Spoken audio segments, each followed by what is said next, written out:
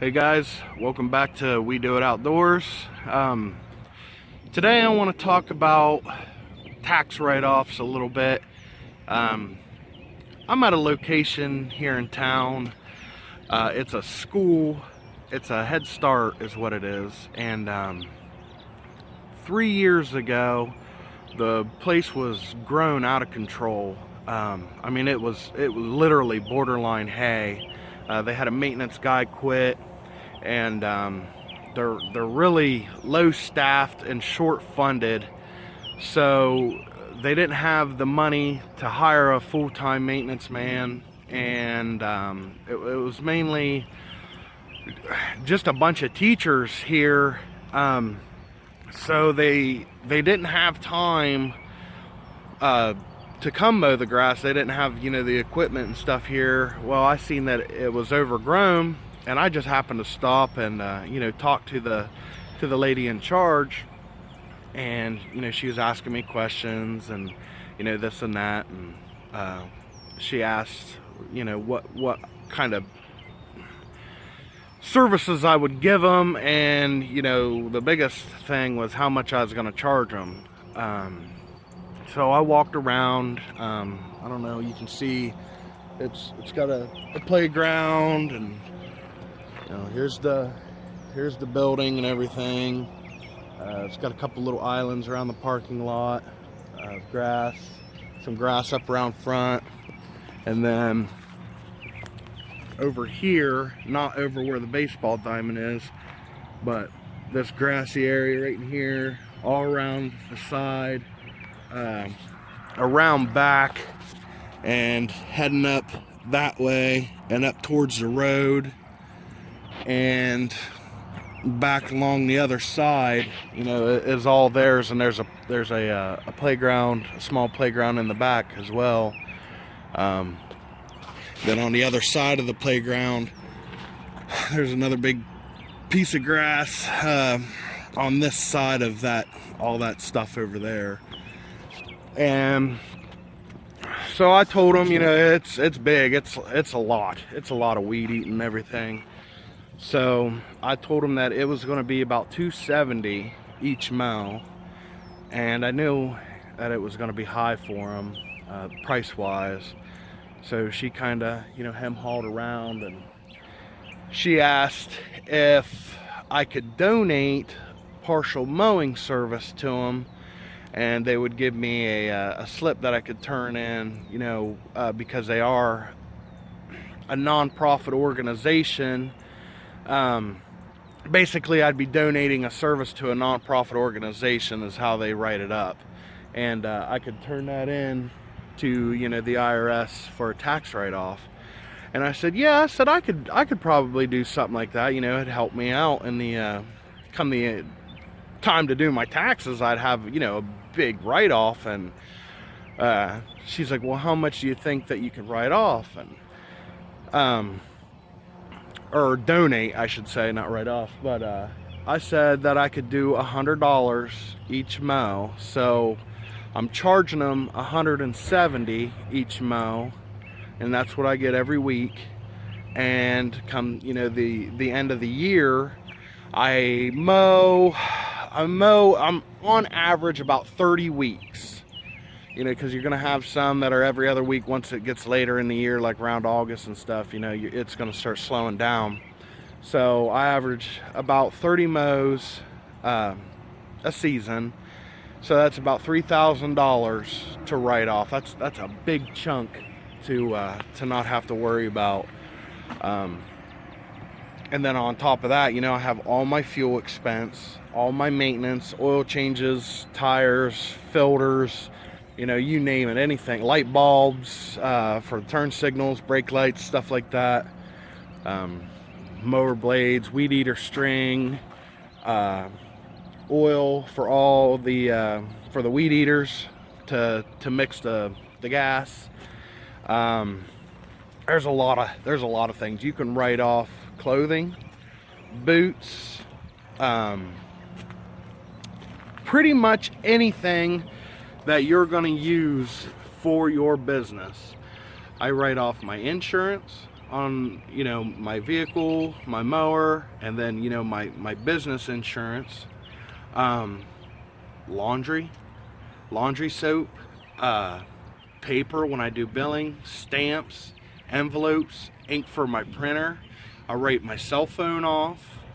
I do business out of my home, so my office, I should say, like where I, you know, make phone calls, and, you know, I do emails, and, you know, I do all my billing stuff, and I get all my paperwork and all that stuff sorted out from what I have done, what I've got to do, you know, things like that, so I can write a portion of my my electric and internet off as well at home. So there are a lot of things that you can write off, and a lot of people don't think about. You can even write off food to a certain extent. They told me I had to be, it was within 100 miles of my home. Who's to say how far you are from your home? I don't know. I never really wrote off food because I'm usually out in the middle of nowhere anyways, so I just take my own. I am in town, so I could grab something, but, you know, I usually just bring my own food. That way I don't have to waste too much time, you know, stopping and getting something. So, you know, there's things like that you can do. But say, you know, you had someone with you, you wanted to go out to eat, like you had, you know, a helper or a partial business owner with you or something, you went out to eat, you could write it off as a business expense, like a business meeting. So, you know, there are things like that you can do as well. Like there's more. I know there's more that I'm not thinking of right now. Actually, I got seat covers for my truck, floor mats. I wrote them off. Just pretty much anything. Your mileage. Keep track of your mileage from when you leave your home. Write it down until you get back to your home. You want to put a start mileage and a finish mileage every single day, because you can write your mileage off as well, and that, you know, that adds up big time. So yeah, go ahead and make a list of all your expenses, anything that you could possibly think of that you're going to spend money on.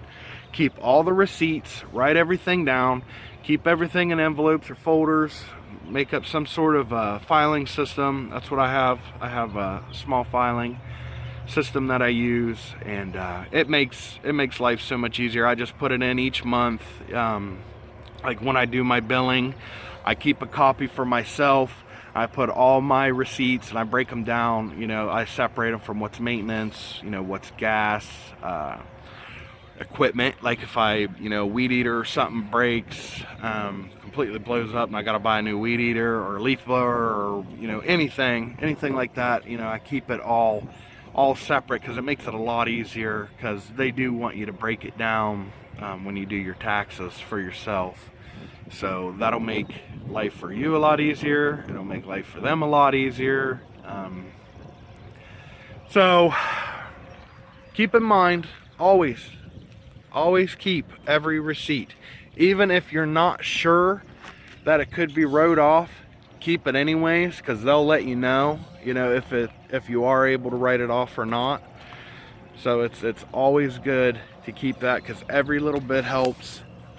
Especially if you're not paying like quarterly or anything like that, like, because take myself for instance, I don't pay any of the federal or state tax like quarterly or anything. I do it all at the end of the year. I try to save about 30% of everything that I make, just in case, but I usually do pretty good with all my write-offs and everything. I've never had to owe so far in the past 2 years, and I don't plan on having to owe this year either, because I keep everything. And then, you know, plus with the the donation for the school, that helps a lot. You know, that's an extra $3,000 I get to write off at the end of the year. Roughly $3,000. It just depends on how many weeks there are.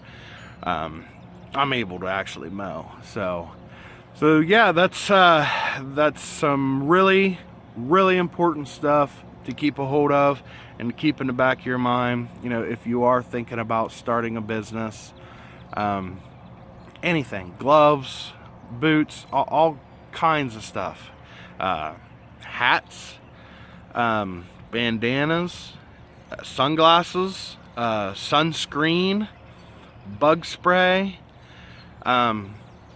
medical kits, like I've got a first aid kit in my truck. You know, that's a write-off.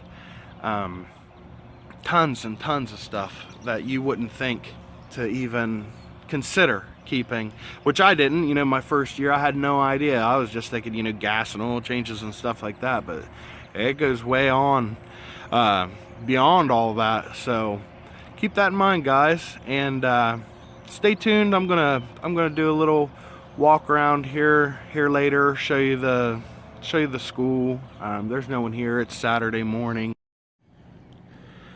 All right, so this is the little tiny playground in the back of the school. Not too big, not really many obstacles to go around, just a few. You can see I have sprayed the fence already. It looks a lot better on this side than the bigger playground. It doesn't have all those wild onions growing. But I'll show you. It goes all the way, the grass is all the way around. There's a bus, a bunch of little buildings. Building over there, dumpster, and then the grass continues, just a little strip, like where that far telephone pole is, all the way up to the front. That's pretty much it back here. There isn't a whole lot back here, but the grass over on this side of the road goes all the way up to the main road, and there's little dips, or I don't know what you call them, little, I don't know, patches of grass that have to be mowed. I'll show you those too when I get up there. And then the soccer fields, and that's pretty much it. It's just a lot of wide open area, and it takes a long time with just one mower. Like I said, it's about 4.5 hours or so. But that's it for this location. I mainly wanted to talk about the taxes and you know, different write-offs and stuff. So I'm going to get busy so I can get out of here. You guys have a good day. Don't forget to subscribe for more content. Give me a like. Drop some comments. Let me know what you guys think. Till next time, guys.